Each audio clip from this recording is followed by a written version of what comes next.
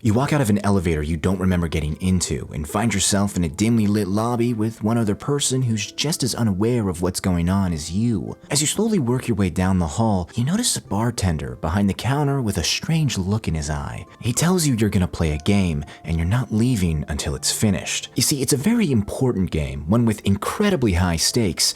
Your life, in fact. Which is a very funny thing for him to say because, well, I'll let you in on a little secret. You're already dead. Ah, Death Parade. What a fun little anime.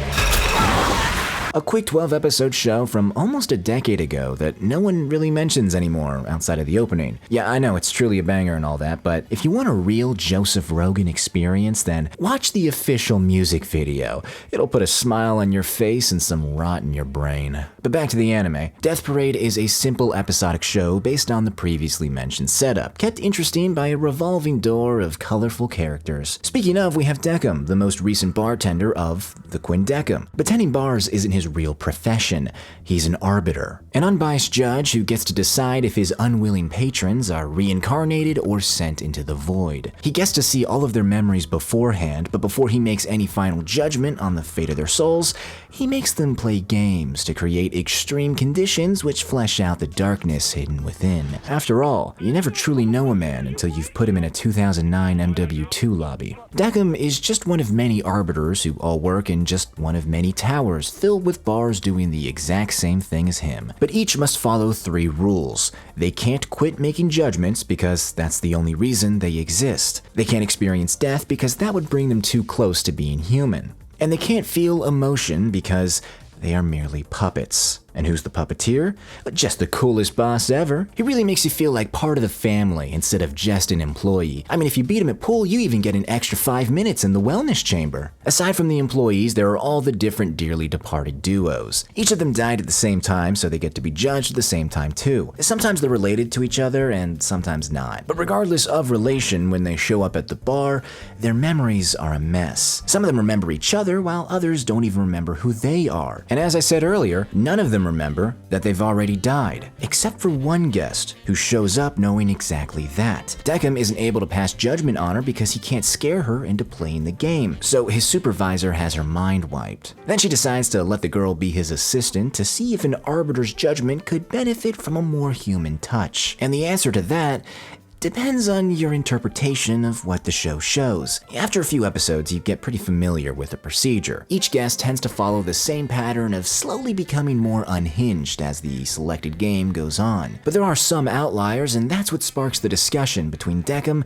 and his lovely assistant. Is it really fair to judge people based on their wild reactions to strenuous stimuli? How invested should an arbiter be in the fate of the person he's judging? Is reincarnation really the good option, and the void really the bad option? These are the questions you gotta decide for yourself because the show isn't gonna do all the work on its own. Death Parade does not feel a need to methodically explain everything about its world and its rules. Most of it is actually left a mystery. We never even see an establishing shot of the tower Decim works in, just a few select floors and a couple of glimpses at the man upstairs who is not the real man upstairs by his own admission.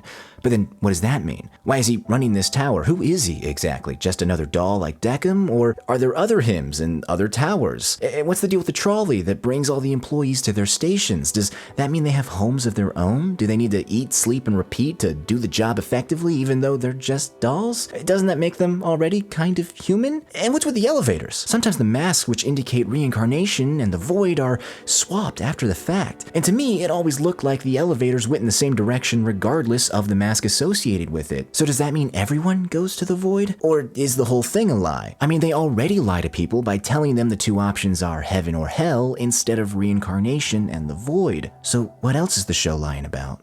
And who can I even trust to give me the right answers? These are only a handful of the questions that sprung into my head as I watched each episode, and I'm actually kind of glad the show never gave me a proper answer. It showed me just enough to keep me curious and write my own theories, but not too much to solve the puzzle for me. And this is totally cope, but I believe the point of the show was just to get you asking questions about your own life, instead of answering questions about the great beyond. And it prompts the process with some stylish visuals and a tone that is both creepy and comfy, fun, and depressing. The largely unexplored tower has this feeling of isolation, and all the inhabitants this extra air of mystery. I totally understand why the lack of conventional world building might bother some people, but what it lacks in concrete answers, it makes up for in a vibe. A vibe that is at its best in Quindecum, a lavish hole-in-the-wall scarcely illuminated by moody blues and faint purples. A place just dripping with a cool atmosphere, only enhanced by an amazing OST. And these designs, I just love them,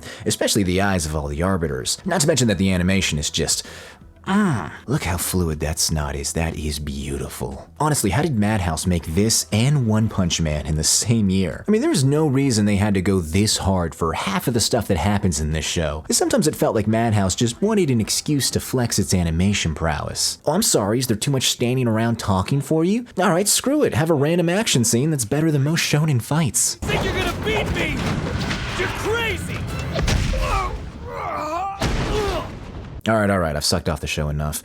How about some criticism? You know how I just praised the animation for being so fluid and expressive? Well, sometimes it goes too far and becomes the animation equivalent of overacting. There are so many great moral dilemmas where it's difficult to decide who has the right philosophy, and then the crazy face animation kicks in and the VA starts talking like a deranged sociopath. It makes it clear you're not supposed to agree with them in any way, but there was no reason to do that. Leaving a little ambiguity would have gone a long way, and I know the show knows this because that's the whole conflict for Decim. His assistant questions his discretion, causing Decim to slowly start to doubt his own decisions, which is exactly why the man at the top dictated that arbiters not have emotions or become too human. They would no longer be efficient at their job, and they'd potentially fall into a deep depression due to a debilitating self-doubt. The show balances this debate pretty well on the macro scale, but not so much on the micro. Now, it's definitely fair to say Death Parade puts spectacle over story, but I wouldn't say the story is bad. I've seen many people criticize Death Parade for falling off after the first episode. It was a neat premise and pretty packaging, but nothing more than a series of short, shallow sob stories told by characters who can only be described as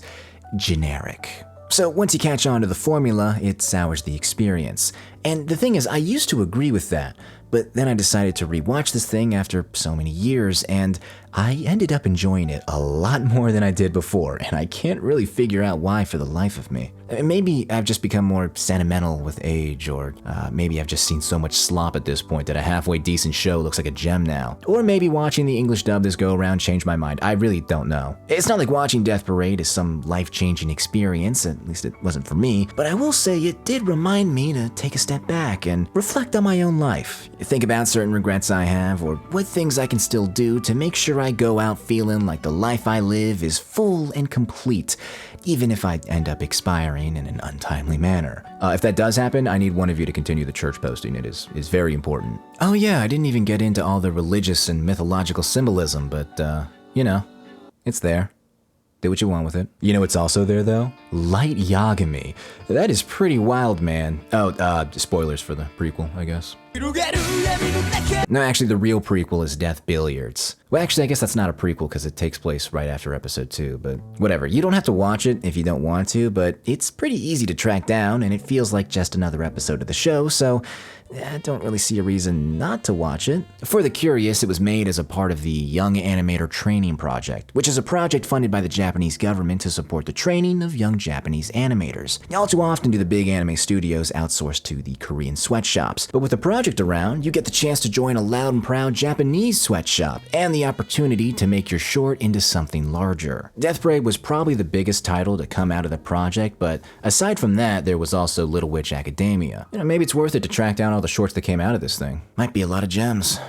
But look, I've said enough at this point. If you've never seen Death Parade, check it out. If you have seen it, and it's been a minute, maybe give it a rewatch. You won't regret it. And until next time, Ave Maria, Deus Vult, and a big thank you to all the cultured.